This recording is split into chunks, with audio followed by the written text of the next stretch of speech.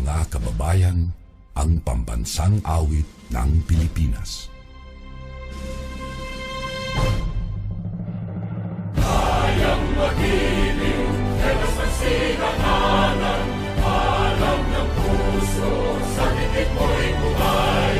Lupang hinirang, kuya ka ng magiting, sa mandulupin, di ka pasisingil, sa nagatang tutok sa simoy at sa langit mo pagaw, ay hinatang tula, kawin sa pagkayang minamahal, ang isang ng matawad mo'y tagumpay na naghihingi, ang bituin at araw niya kailan pang ay di magtitingin. Lumalang araw ng warhabit pagsinta, buhay langit sa piling mo. Ang hindi kaya na pagkay mga api, ang mamatay ng dahil sa'yo.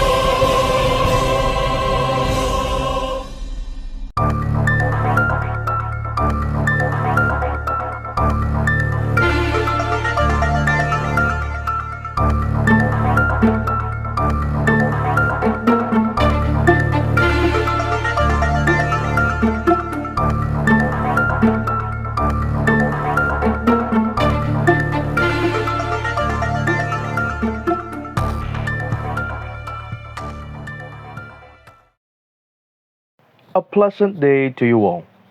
I am here before all of you as I address a matter in correlation to our international affairs. But before we do, allow me to give a bit of a recap on what has happened within the past months. The community known as the Filipino Army made its transition to Armed Forces of the Philippines as they continue on with a new branch under the banner of the Armed Forces of the Philippines and the Republic of the Philippines. In this transition, TFA has completely removed the government factor of the community and has instilled the factor of a full military-orientated community.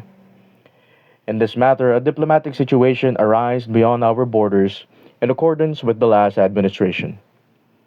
From what you all may know or may recall, the last administration made a decision that altered the course of our diplomatic affairs.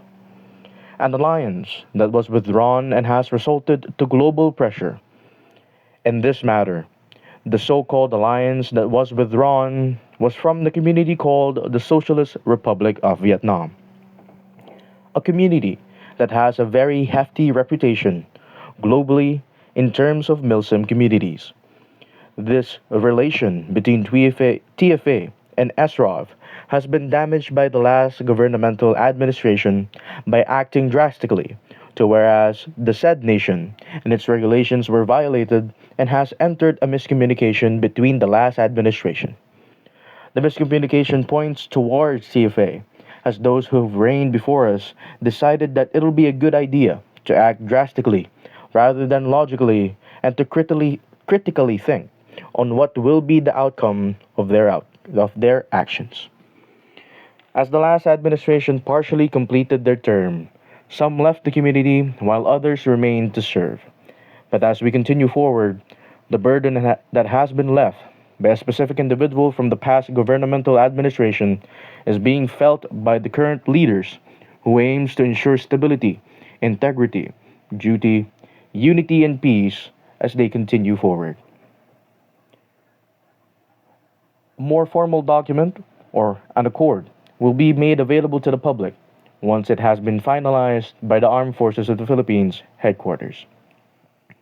Along with this, the Armed Forces of the Philippines headquarters initiated peace talks with Vietnam in terms of political actions and what has been violated in their terms.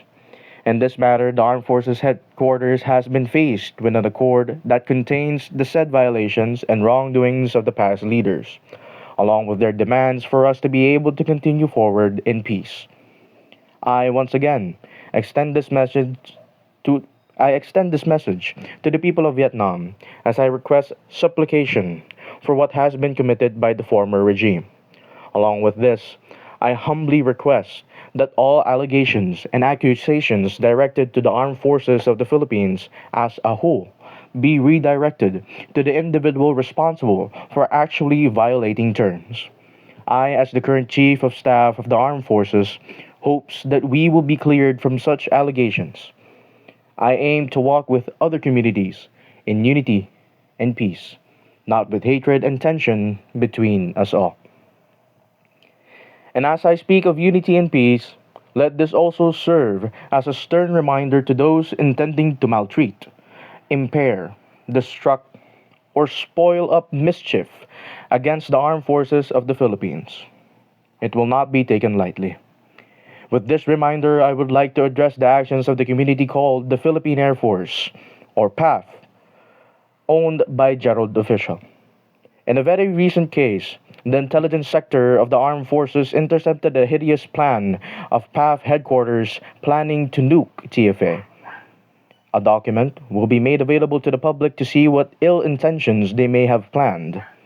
With this, I would like to extend a message to the community of the Philippine Air Force and its founding fathers, headquarters, staff, and personnel that we will not tolerate such actions.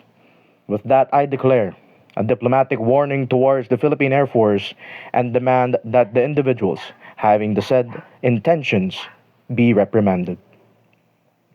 As I address these issues, allow me to address one last thing. As the weather starts to cool, and as the calendar is bound to turn. With a few days left, I'd like to wish everyone a very early happy Bear Months.